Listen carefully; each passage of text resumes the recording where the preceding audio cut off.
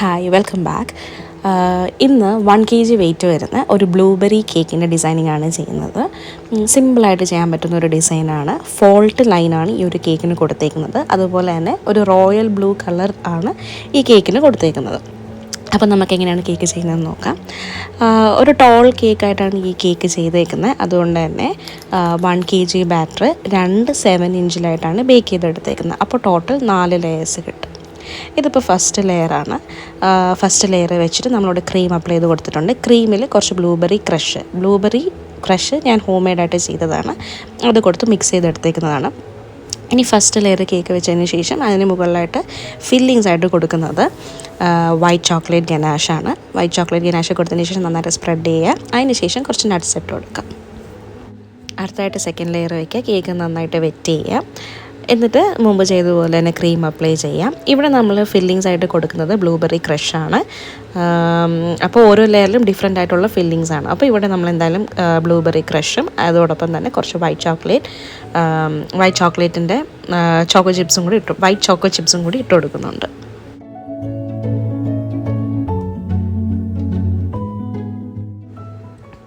ഇനി നമുക്ക് third layer വയ്ക്കാം. മുമ്പത്തെ പോലെ തന്നെ കേക്ക് നന്നായിട്ട് വെറ്റ് ചെയ്ത് കൊടുക്കാം. അതിനുശേഷം ക്രീം അപ്ലൈ ചെയ്യാം. ഫില്ലിങ്സ് ആയിട്ട് നമ്മളിവിടെ കൊടുക്കുന്നത് വീണ്ടും വൈറ്റ് ചോക്ലേറ്റ് ഗനാഷാണ്.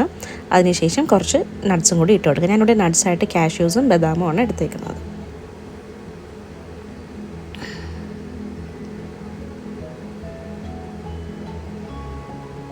ഇനി അതിനുശേഷം നമ്മളിവിടെ ഫോർത്ത് ലെയറും വെച്ച് കൊടുത്തിട്ടുണ്ട്. അതിനുശേഷം ക്രീം അപ്ലൈ ചെയ്യാം. എന്നിട്ട് കേക്ക് നന്നായിട്ട് ക്രം കോട്ടിങ് ചെയ്തെടുക്കുക.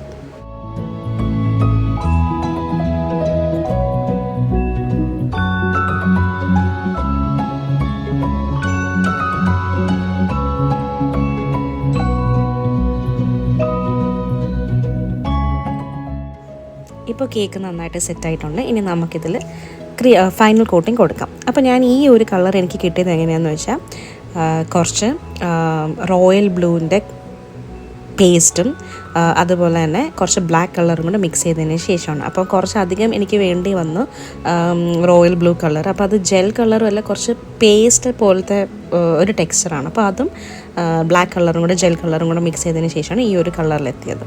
അതിനുശേഷം മുകളിൽ ഞാൻ വൈറ്റ് കളറാണ് കൊടുക്കുന്നത്.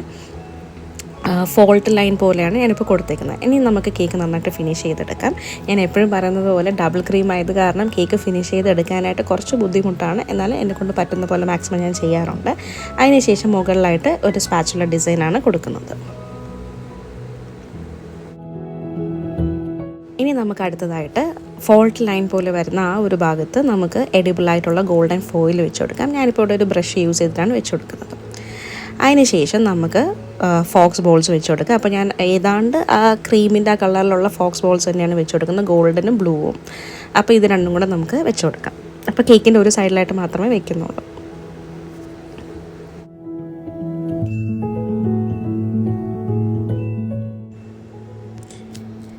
ഇനി നമുക്ക് കുറച്ച് ഗോൾഡൻ ലസ്റ്റർ ഡസ്റ്റ് മിക്സ് ചെയ്തെടുക്കാം. ഞാനിപ്പോൾ ഇവിടെ ഇവാപ്രെക്സ് ആണ് യൂസ് ചെയ്യുന്നത്. അതിനുശേഷം നമുക്ക് കേക്കിൻ്റെ മുകളിലായിട്ട് ഇങ്ങനെ ചെയ്ത് കൊടുക്കാം.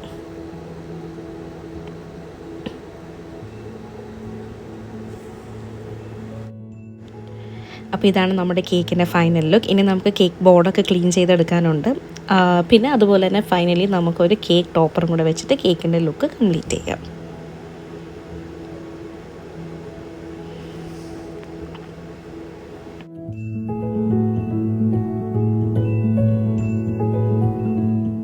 അപ്പോൾ ഇതാണ് നമ്മുടെ കേക്കിൻ്റെ ഫൈനൽ ലുക്ക്. തീർച്ചയായിട്ടും ട്രൈ ചെയ്ത് നോക്കാം. വളരെ സിമ്പിളായിട്ട് ചെയ്യാൻ പറ്റുന്ന ഒരു കേക്ക് ഡിസൈനാണ്. അപ്പോൾ വീഡിയോ ഇഷ്ടമായെങ്കിൽ തീർച്ചയായിട്ടും ലൈക്ക് ചെയ്യുക. അതോടൊപ്പം തന്നെ സബ്സ്ക്രൈബും ചെയ്യാം. അപ്പോൾ മറ്റൊരു വീഡിയോയിൽ കാണുന്നത് വരയ്ക്കും. ബൈ.